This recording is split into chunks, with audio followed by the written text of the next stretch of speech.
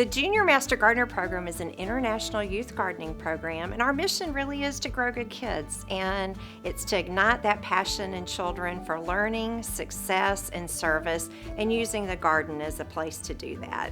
And really, it's the best way for kids to learn because they can read about something, but when they go outside and they plant it and they grow it and they experience the full process, it makes learning fun.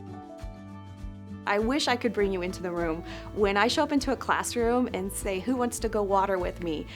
Nobody is in their seats. Everybody is up, they want to be out there. There is so much joy when you let them explore.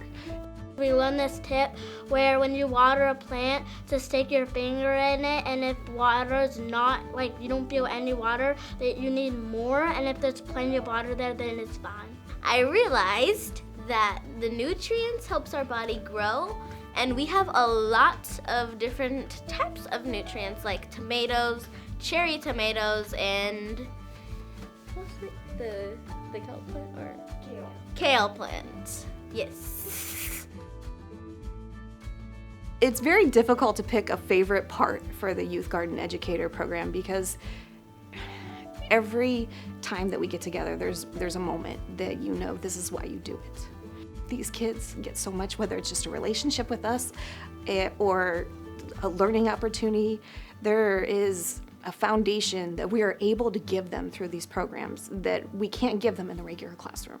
So if we weren't able to get outside with these kids and just experience these gardens with them, there are so many experiences that we would be cutting children from. The Junior Master Gardener Program and youth gardening in general is so positive, and research really shows that. We see impact that it has on children, on their nutrition, their overall health, as well as kids learning to be leaders, learning how to be responsible, and having to care and nurture something. You know, you can't just plant a seed in the ground and let it grow. There's that nurturing and caring and watering that has to happen, and those are really important skills for kids to learn that can carry on with them for a lifetime.